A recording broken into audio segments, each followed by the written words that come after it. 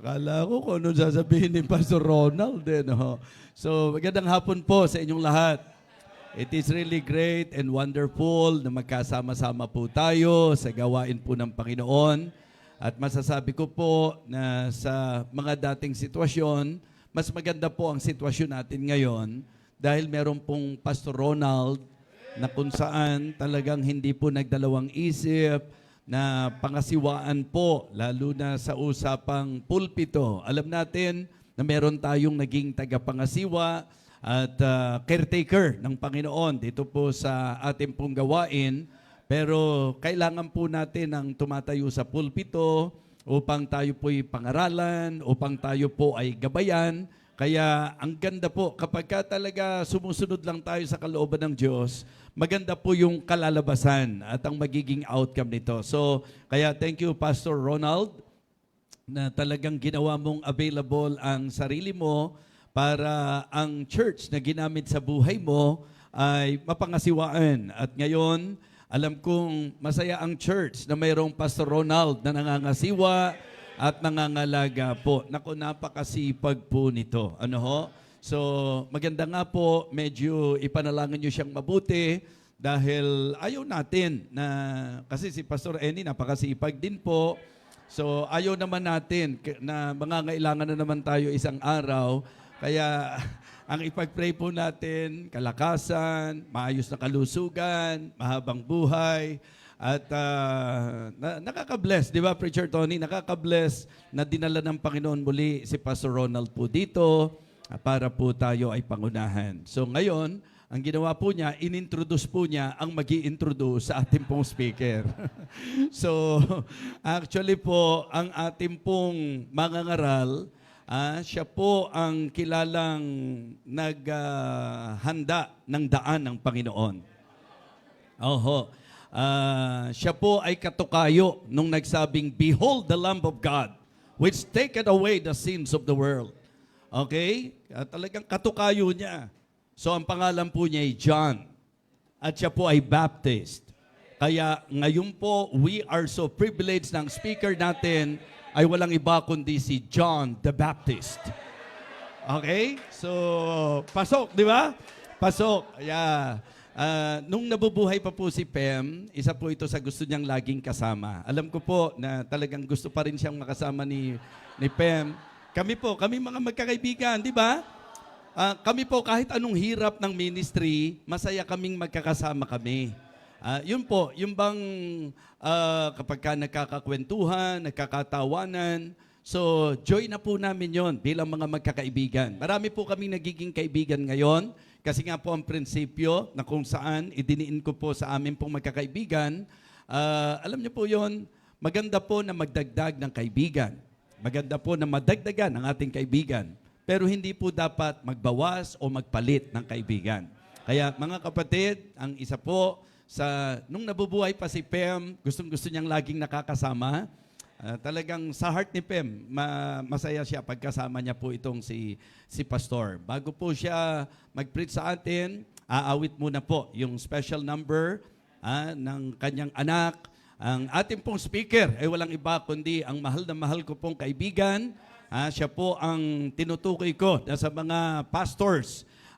Pastor Eni, Pastor Pohas, wag na nating sabihin yung iba. Total, di naman sila nanonood ngayon. Ano?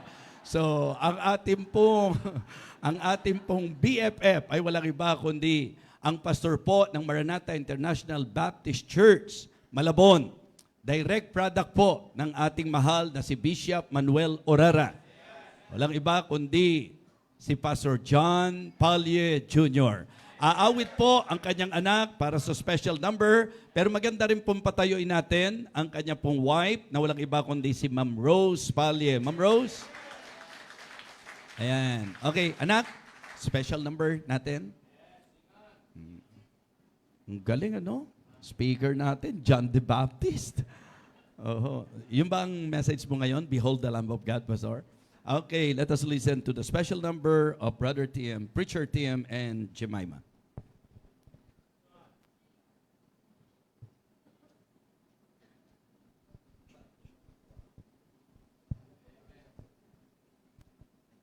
Good afternoon po sa bawat isa. Salamat po sa Panginoon dahil naka-visit kami ulit po dito sa church. Matagal na rin po nung huling visit namin. And also, salamat po sa Panginoon sa opportunity na makapag-render ng awitin para sa Kanya. Nawa po yung maging pagpapala po yung mensahe ng aming awitin. Pasensya na po sa boses. As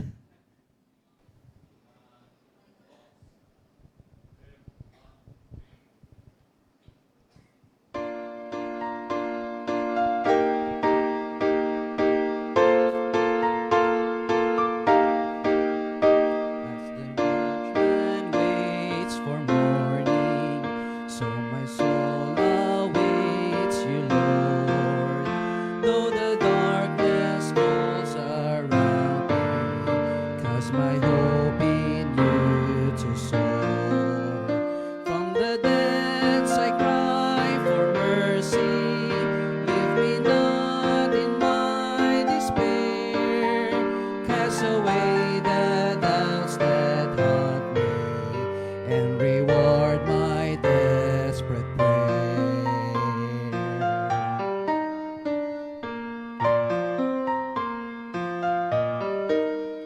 You alone command the morning, you appoint the night His place, and you shine your tender mercies as the sun awakes each day.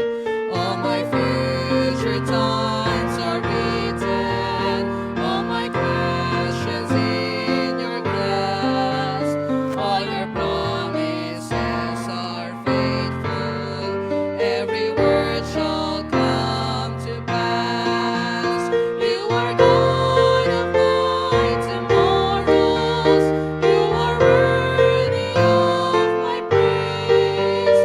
You outshine my every sorrow. I will rest in you today.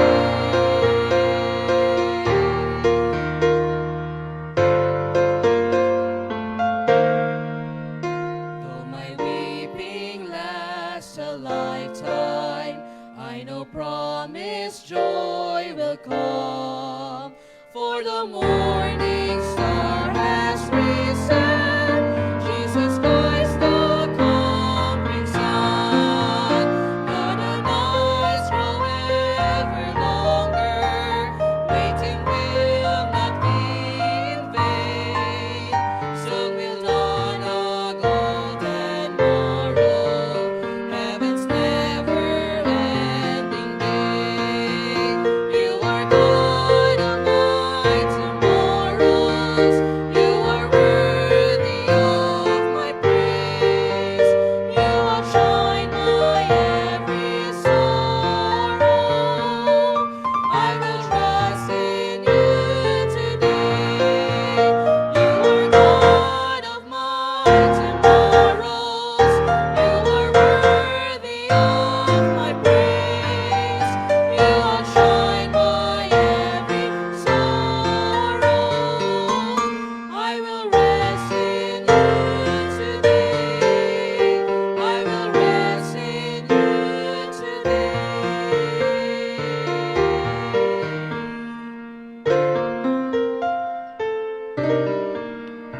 I will rest in you today.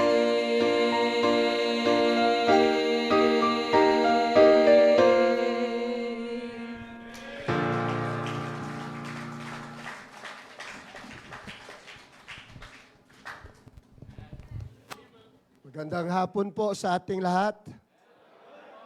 Ayan, good afternoon po. Talagang nararamdaman ko po nasa tamang gawain po tayo. At ito po ang isa sa mga oras na talagang mahirap and yet nakita ko po kung gaano kayo kasigla sa gawain po ng Panginoon. And I really thank the Lord na ito pong gawain sa dakong ito na inumpisan po ng ating mahal na Pastor Annie, ang isa po nating kaibigan, ay nagpapatuloy sa gawain po ng Panginoon.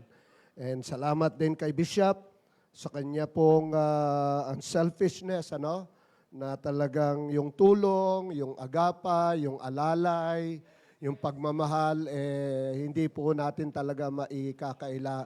Nararamdaman po nating lahat. Amen? So again, Bishop, thank you ha sa privilege na makatungtong muli sa gawaing ito ng isa sa aming pong kaibigan. After 2 decades, mga kapatid, bago uli ako nakatayo dito. Ang naalala ko pong huling preaching ko, naandun pa po kayo sa baba. Tama, no? Tapos ay talagang...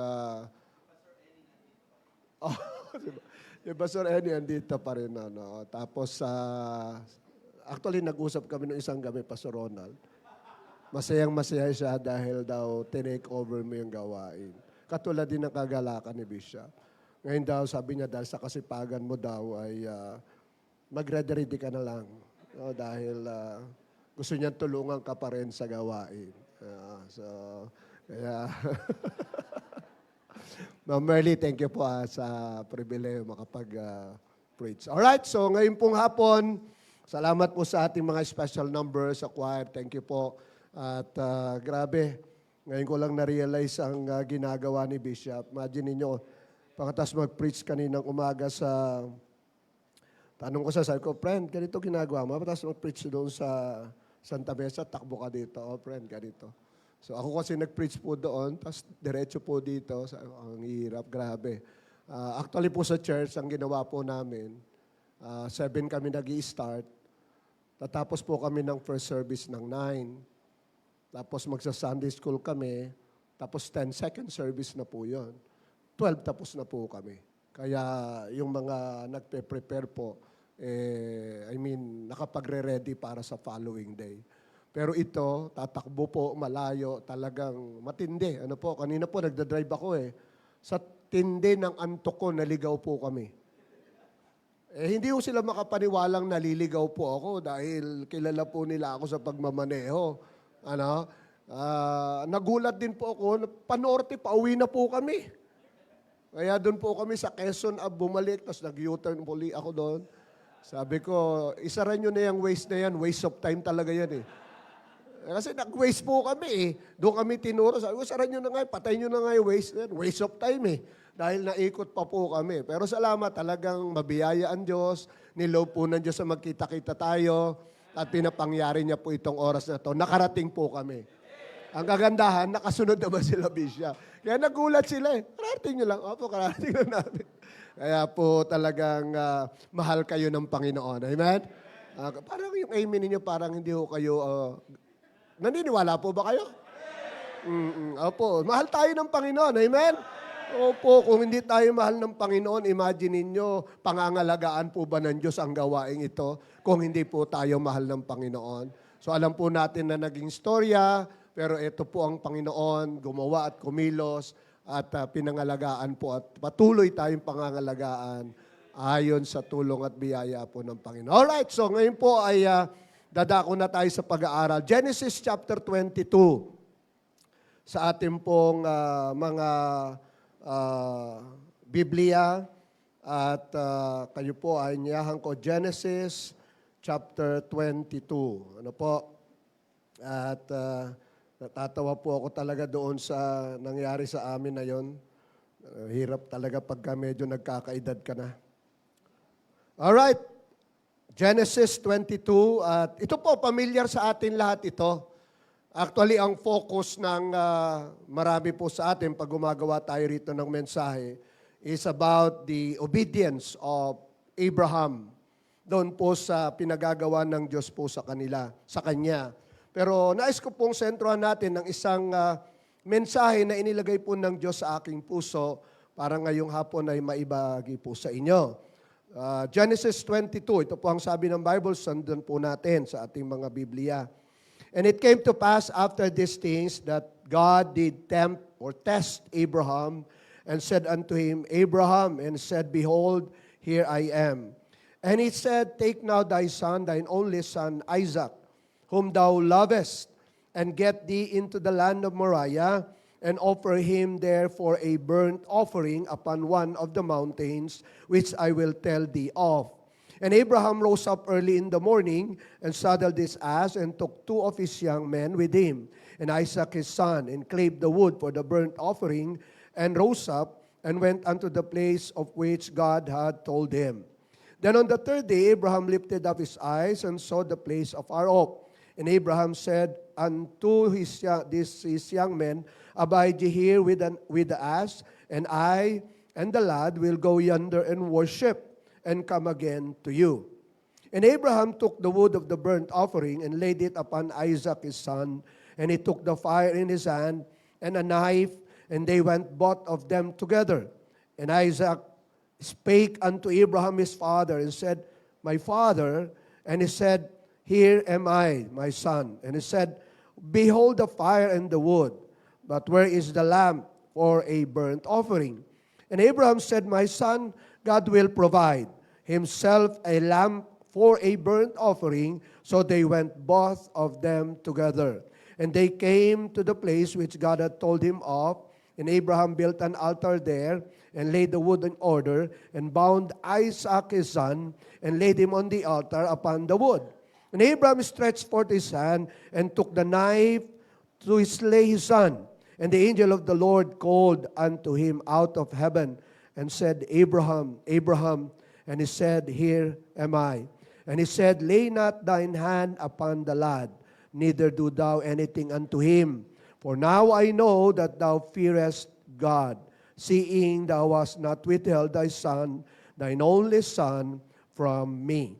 And Abraham lifted up his eyes, and looked, behold him, a ram caught in a thicket by his horns. And Abraham went and took the ram, and offered him up a burnt offering in the stead of his son. And Abraham called the name of that place Jehovah Jireh, as it is said to this day, In the mount of the Lord it shall be seen. And the angel of the Lord called unto Abraham out of heaven a second time, and said, By myself have I sworn, saith the Lord, for because thou hast thus done this thing, thou hast not withheld thy son and thy only son, then in blessing I will bless thee. In multiplying, I will multiply thy seed as the stars of the heaven, and as the sand which is upon the seashore. And thy seed shall possess the gate of his enemies. And in thy seed shall be all the nation of Israel earth be blessed, because thou hast obeyed my voice. So Abraham returned unto his young men, and rose up, and went together to Beersheba. And Abraham dwelt at Beersheba. And came to pass after these things, and it was told Abraham, saying, Behold, Milcah, she hath also borne children unto my brother Nahor, has his firstborn, and Buz his brother, and Kemuel the father of Aram, and Chest, and Hazo, and Pildas, and Jiplad, and Bituel. And Bituel begat Rebekah. 8 days, has this 8 Milcah did bear to Nahor, and Abraham's brother. And his concubines, whose name was Remoah, she bare also Teba, and Gaham, and Tahash, and Maacah. May God bless the reading of His holy word. Let's bow our heads and pray. Our loving Father, our gracious God, thank you po. Maraming salamat, Ama. It's always a great opportunity, Lord, to stand behind your pulpit. Alam ko po na wala po akong kakayanan, alaman, kapangyarihan, malibang ako po inyong bigyan at malayang makakilos ang banal na Espiritu sa aming kalagitnaan at sa aming puso. Dakilang Diyos, pangunahan niyo po kami. Muli po ang kababaan ng loob, katapatan, at higit sa lahat ang kaalaman at karunungan na igawad niyo po sa bawat isa sa amin. Ang kapangyarihan niyo po ang siyang mahayag, kadakilan at kaluwalhatian mo, dakilang Diyos, ang aming makita. At muli po ang inyong lingkod na itinaryo niyo o itatayo niyo sa likuran ng pulpitong ito. Gamitin niyo po ako ng may kapangyarihang nagmumula po sa iyo. Wala po akong magagawa kung hindi ka po gagawa, dakilang Diyos Ama. Salamat po ng marami. This I pray in Jesus' name. Amen. Okay, please be seated. Now, gusto ko lamang pong maging sentruhan po natin yung napakaganda pong sinabi po dito sa Bible. Ano po? Yung pong sinabi ng Diyos na nilaid ni Abraham ang kanyang anak sa kanyang harapan. Now, in the book of Hebrews, niliwanag po yan. Ang sabi, in-offer. hinandog. Yan po ang sabi ng Book of Hebrews. So ngayong pong oras na ito, gusto ko pong sentrohan natin yung particular na statement na yon ng Panginoon o ng Bible. Ang sabi po doon, Abraham offered Isaac. At doon ko po gustong mag-dwell. Okay? No question po sa obedience ni Abraham. Naniniwala po kung bakit niya po nagawa na i-offer at ihain at ihandog si Isaac because of his obedience. And part of that, yung talagang tines po siya, di po ba? Pero gusto ko pong doon tayo lumundo. Yung sinabi pong Abraham offered Isaac. Di ba? Now, gusto ko pong magandang tignan po na natin, una dito, yung oneness, yung pagkakatulad ni Abraham at saka ni Isaac. Minsan kasi ang focus lang po ng ating mga preaching, wala po masama rito si Abraham. Di ba?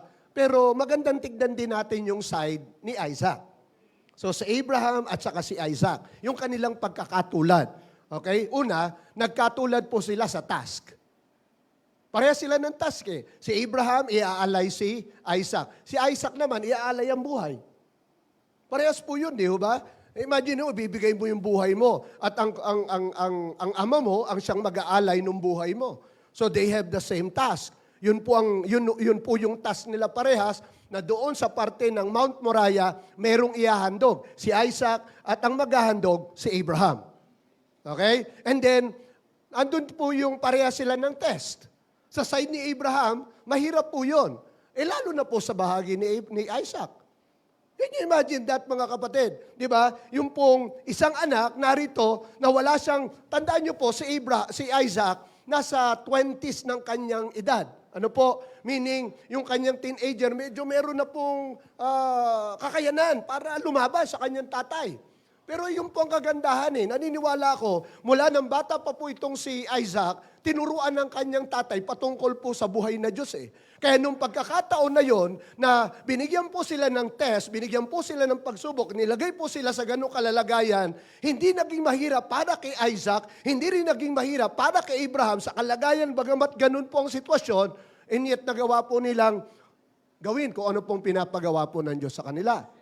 And then siguro po yung tinatawag po natin ditong trust. Parehas po si Abraham nag-trust sa Diyos, tama po ba? Lalo na rin po si Isaac. Naniniwala po ako kung ano yung tiwala niya po sa tatay niya, siya rin pong tiwala niya sa Diyos. Di ba? Kasi po, buhay po ang pinag-uusapan Iaalay, i-offer, nag-iisang anak. Can you imagine that? Ano po? And then, ang pagkakalintulad po nila yung triumph. Parehas po sila nagtagumpay. Ang ganda po nung kanilang pagtatagumpay. Si Abraham nagtagumpay sa pagsubok. Si Isaac nagtagumpay din sa pagsubok. So yung pong pagkakatulad. And then, makita rin po natin dito yung order. Yung komandang Diyos. Na ang sabi po kay Abraham, Abraham, kailangan mong ialay ang iyong anak. Thine only son. Thy son and thine only son, Isaac. Doon sa particular place na sasabihin ko sa iyo. So yun po ang command. Di ba? Yun ang order. And then makikita rin po natin dito yung offering. Ang i-offer si Isaac. Hindi po ang i-offer ay tupa. Hindi po ang i-offer ay si Ismael. Hindi po ang i-offer ay ibang tao. Hindi po ang i-offer ay ano pa man. Listen, si Isaac, thy son, thine only son. Mga kapatid, nag-iisang anak, kaisa-isang anak, ang iaalay. Hindi ba ang hirap? Ang hirap nung iaalay mo. Ang hirap para sa atin na meron ka nag-iisang anak and then eto, iaalay mo sa ganong kalagayan na ikaw mismo ang kikitil ng kanyang buhay.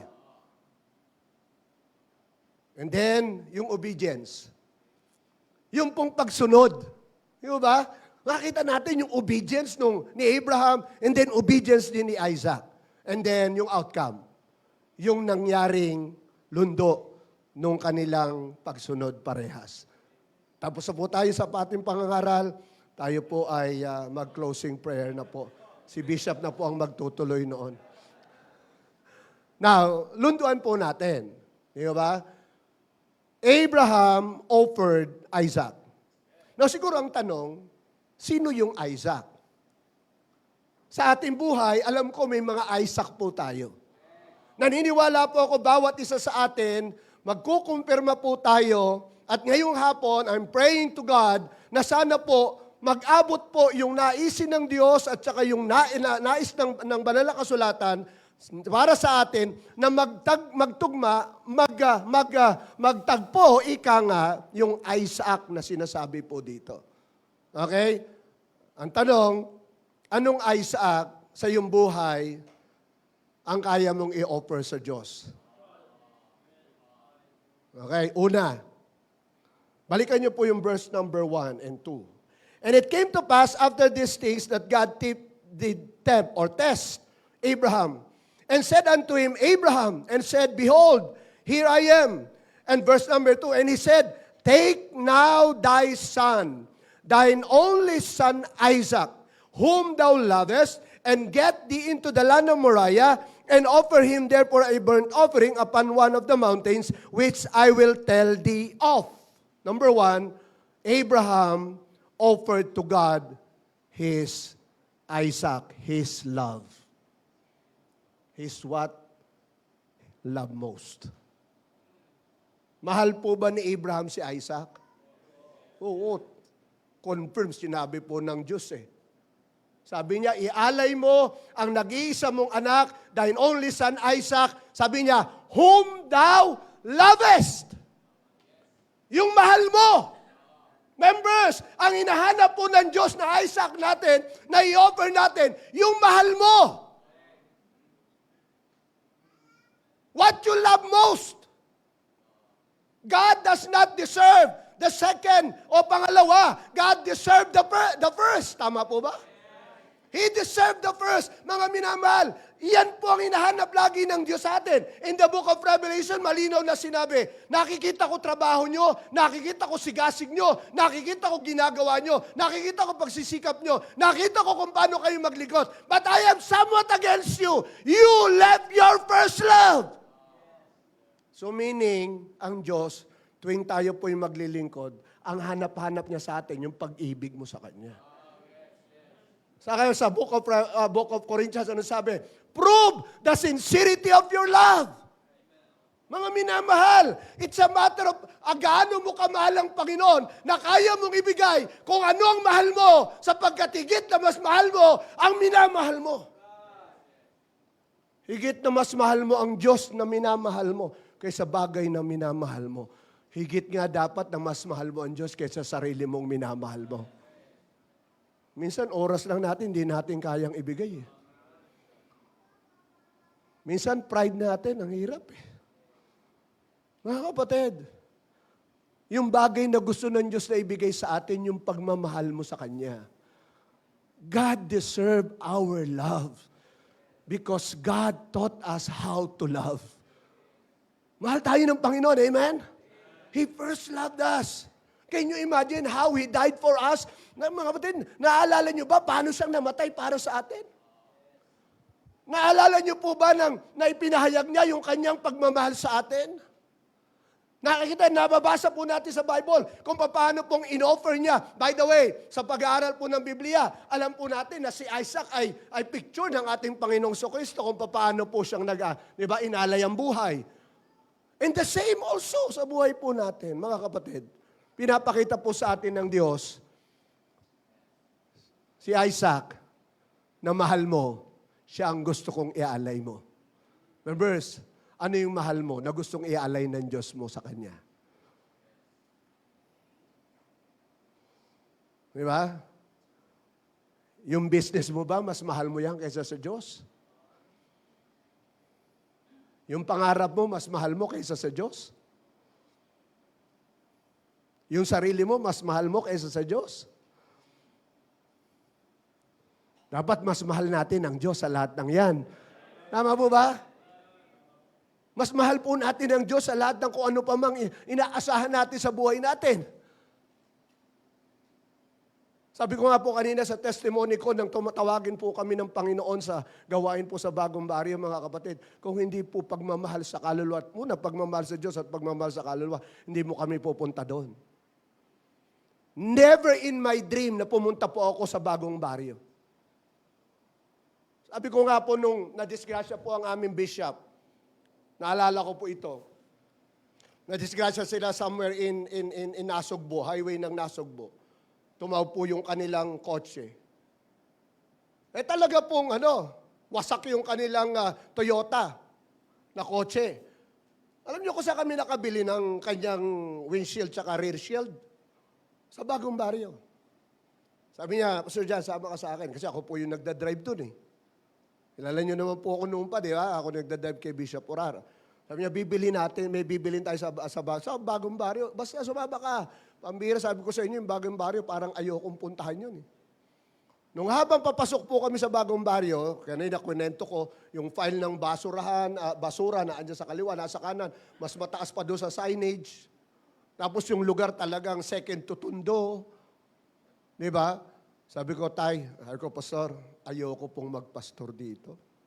Sabi ng pastor ko sa akin, kung saan ka tatawagin ng Diyos, wala kang dahilan para tumanggi. Sumunod ka lang. Nakatandaan ko po yun. Can you imagine, ayoko, doon ako dinala. Kasi ang gusto kong klase ng ministry, nasa bukid, nasa gitna ng kabukiran, doon ako magtatayo ng church. Gusto ko malayo sa Kabiasnan. Ba't pa ako magme-ministry? Layo pala sa Kabiasnan.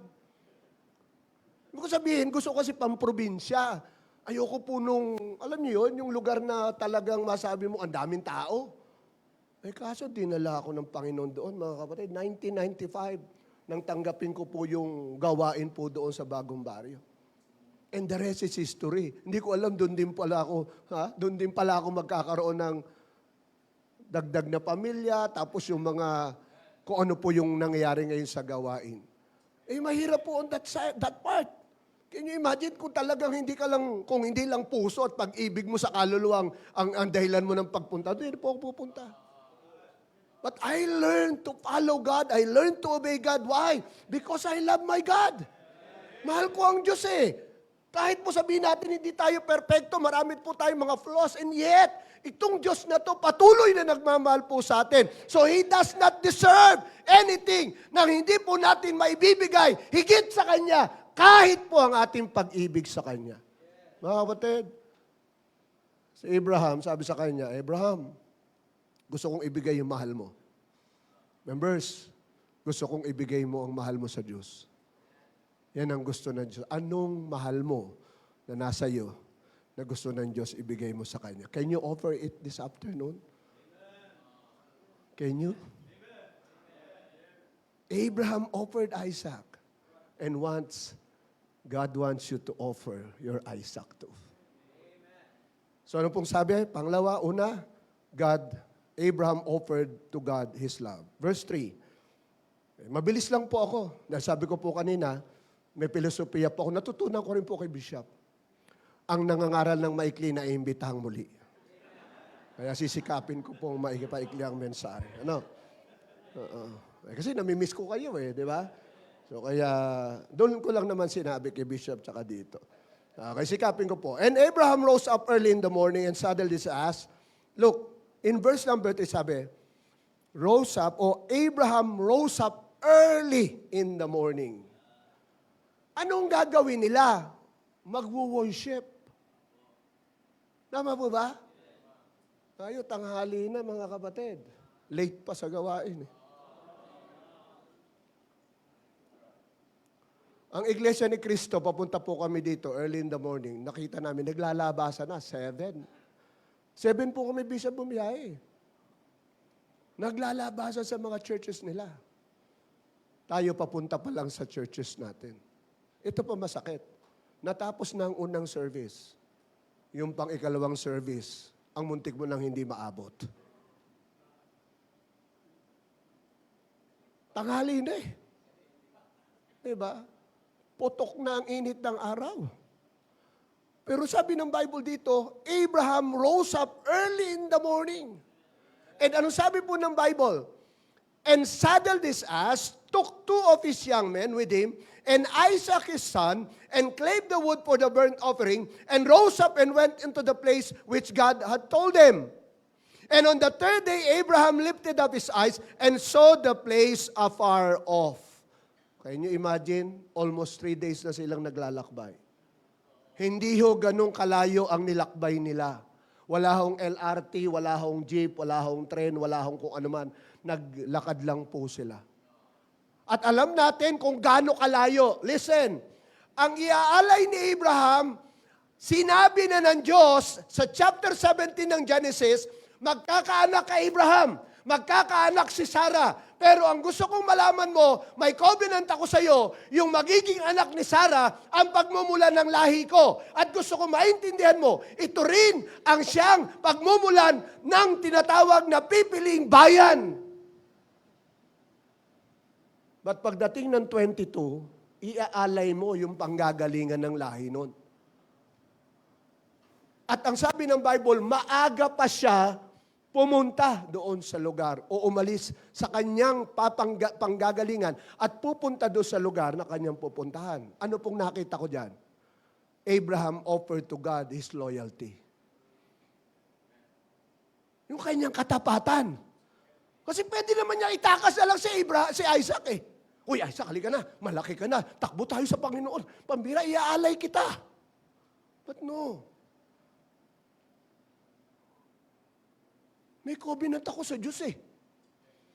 May covenant ako sa Panginoon way back chapter 17 eh. Kinausap ako ng Panginoon. Nakipag-covenant siya sa akin. Nakipag-agreement siya sa akin. So kailangan kitang ialay. Kailangan kitang ibigay. Kailangan pumunta tayo doon. Members, napakahalaga ng loyalty. Yung katapatan mo sa iglesyang ginamit ng Diyos sa iyo. Yung katapatan mo sa Diyos. Yung katapatan mo sa paglilingkod. Nanais ng Diyos na maipakita natin, maibigay natin tulad ng Isaac natin. Minsan hindi po natin yan, nababaliwala natin. Hindi po natin nabibigyan ng pasin. But listen, God is very interested in your loyalty sa buhay paglilingkod natin. Katapatan. Huwag sana tayo nagpapadala ng kung ano-ano at mga nagpapadala kung saan-saan. Magandang makita po natin na isang church na ginamit, ang church na ito ay naging way para makakilala ka sa Panginoon. Pray to God na kung kukunin ka ng Panginoon, narito ka pa rin sa church na ito. Pray to God na habang nag-aantay tayo sa muling pagbabalik ng ating Panginoong Kristo, nananatiling naglilingkod, masayang sumasamba, ginagawa ang kalooban ng Diyos at itinataas ang pangalan ng Panginoon. Yun po ang napakasarap, mga kapatid. Loyalty. And then not only that, verse number 5, and Isaac spake unto Abraham his father and said, My father. And he said, Here I am, my son. And he said, Behold the fire, the wood, but where is the lamb for the burnt offering? And Abraham said, My son, God will provide himself a lamb for a burnt offering. So they went both of them together. And they came to the place which God had told him of, and Abraham built an altar and laid the wood in order, and bound Isaac his son, and laid him on the altar upon the wood. And Abraham stretched forth his hand and took the knife to slay his son. Ang pangatlong nakita kong Isaac dito is not only loyalty, but the connection of Abraham and Isaac. In that very moment, pwedeng maputol. Ano yun, Pastor? Yung magiging pamamanginoon ni Abraham kay Isaac. Lordship. Abraham offered to God his lordship. Lord, wala na akong kapangyarihan sa anak ko. Ikaw na ang may kapangyarihan dito. Members, sino may kapangyarihan sa buhay mo? Yung pamiminuno, tatay, sino ang namiminuno sa inyo? Sa mga bagay ng buhay mo bilang Kristiyano at leading ng Diyos sa iyo, sino ang direktang nagli-lead sa atin? Magandang ang Panginoon ang nagli-lead po sa atin. Kaya ba nating i-give up, Lord? Bahala ka. Ikaw na rito. Dito lang ako sa isang tabi. Bahala kang manguna sa amin. Bahala kang mamuno sa akin. Lalo na po ngayon, parents, napakatindi na ng impluensya ng mundo. na kapag tayo pong mga magulang, napabayaan natin ang pangunguna natin sa ating mga anak, mahirapan tayo. Pero wag mo pong yakapin, mahihirapan ka din. Ibigay mo ang pamiminuno sa Diyos. Kayang-kaya ng Diyos yan. May magagawa po ang Diyos. Bibigyan ka ng kaalaman ng Diyos. Tandaan nyo, the fear of the Lord is the beginning of wisdom. Habang ikaw ay andun yung takot mo, God will give you and pour you all the wisdom that you needed, especially in this very time. We are on the last days, brethren. Nasa huling panahon na po tayo. And then, in my last part, in verse number 8 to 15, nung iaalay na, matatapos na ang lahat, nakita ko, alam niyo kung ano? Abraham offered to God his life. Yung kanyang buhay. Si Isaac, ang buhay ni Abraham. Niniwala po ba kayo doon? Parents, hindi ba ang anak natin, buhay natin yan? Ewan ko sa inyo, sa akin mga kapatid, I have 4 children. But they are the life of my heart. Sila po ang nagpapatibok ng puso ko. Siyempre, my wife. Di ba? Kasi wala naman po sila kung wala ang aking may bahay. Pero I can say that these 4 children of ours, siblings po ito, they are my life. Buhay ko sila. The reason why I am still alive because nakikita ko sila, kinakailangan nila ang isang amang tulad ko. We gave everything to them. Sila po ang buhay namin mag-asawa. Ang kalungkutan ng anak mo, kalungkutan mo. Ang kabiguan ng anak mo, kabiguan mo. But God, in Abraham, the Bible says in chapter 22, God, Abraham, sabi ng Bible, papatay na ni Abraham or it's about to slay his son Isaac. Then the Lord said, oops, stop. Na patunayan mo na sa akin na mahal mo nga ako. Napatunayan mo na kaya mong ibigay ang Isaac mo sa akin. Your love, your lordship, your loyalty, and your life. And brethren, what happened next? Because Abraham offered his Isaac. His love, lordship, loyalty, and life. In return, God gave or offered Abraham a lot to his living. Binigay ng Diyos ang lahat sa kanyang pamumuhay. Ano sabi ng Bible? I will multiply that multiply thee.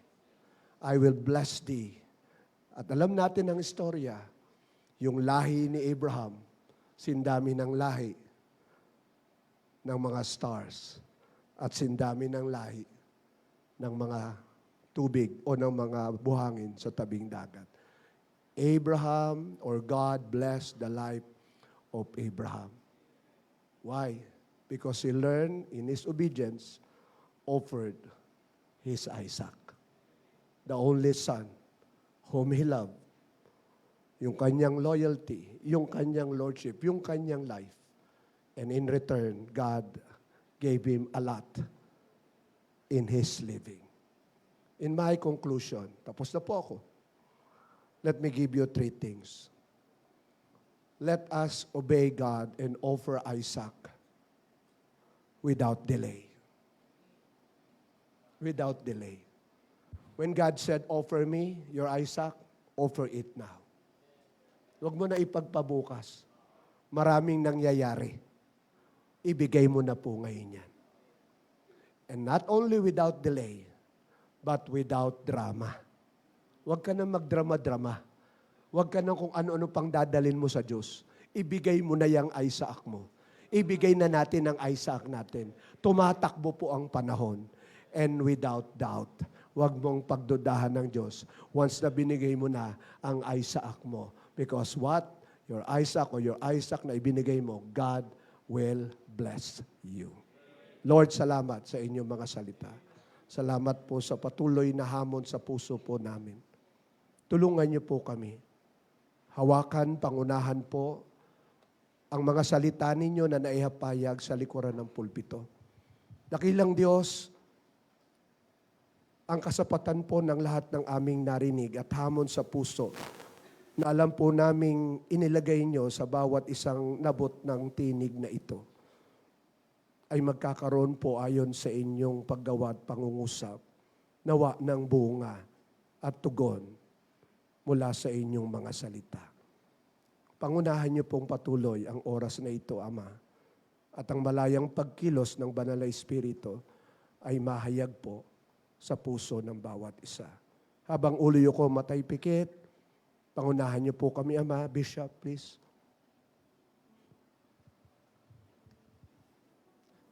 Everybody stand up, please.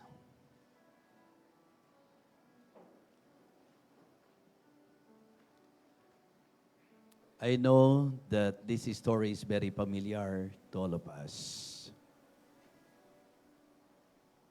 Ang pag-o-offer ni Abraham ng kanyang Isaac. Binigyang pansin po ng ating pong mangangaral ang bahagi na kung saan po pwedeng maging application po natin.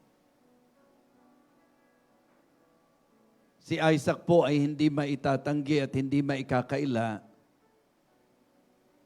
na sobra o labis na minamahal ni Abraham. Subalit walang pagdadalawang isip na matapos po na hingi ng Diyos kay Abraham si Isaac, walang pagdadalawang isip. Ang sabi po ng message, and Abraham rose up early in the morning para sumunod sa kung anong sinabi ng Panginoon. You know, it is very easy to obey kapag ka po hindi ganong kahirap. Lalo na kung by sight nakikita nating pabor sa atin. Pero kung sa paningin, makikita natin na ito po ay mahirap, naniniwala po ako na ito'y malaking hamon. Kamusta po ang ating pagmamahal sa Diyos? Kamusta po ang ating katapatan sa Diyos? Kamusta po ang pagkilala natin sa Kanya? Siya ba ang Lord ng ating buhay o tayo pa rin ang Lord ng ating mga buhay? Mga kapatid, mga minamahal, maging ang buhay ni Abraham ay hindi po niya maitatanggi sa Diyos na tinatanaw po niyang marapat na masunod.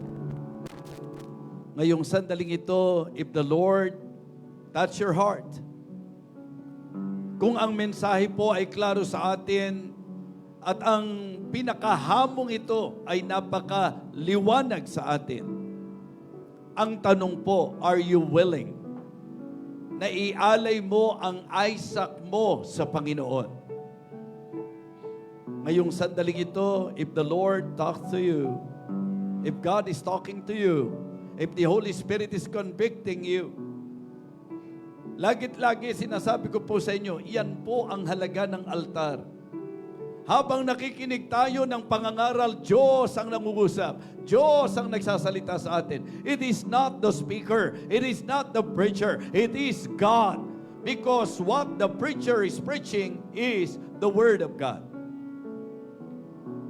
Mahirap papaniwalain po na makakaya nating i-offer ang Isaac natin kung hanggang ngayon, ang tagal-tagal mo ng Kristiyano, ang pagbibigay mo lang, hindi mo magawa ng tapat.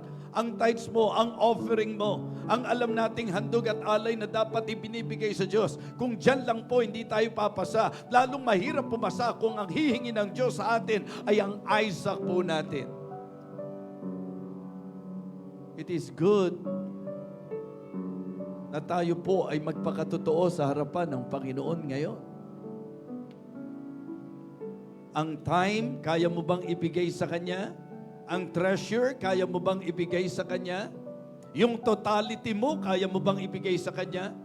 Mga kapatid, naniniwala po ako na dapat ating pong pagpasyahan na sa buhay po natin, anuman ang hamon ng Panginoon sa atin. Ang ating po na pag-aralan, specific na ito po ay dealing ng Panginoon kay Abraham. Ito po'y pang-uusap ng Panginoon kay Abraham at ang hiningi ng Diyos sa kanya ay si Isaac. How about you this afternoon? Ano ang hinihingi ng Panginoon sa atin? Anong marapat na ibigay natin sa Panginoon para patunayan ang ating pagmamahal sa Kanya, para patunayan ang loyalty natin sa Kanya, at para patunayan din po, mga kapatid, ang lordship niya sa buhay natin.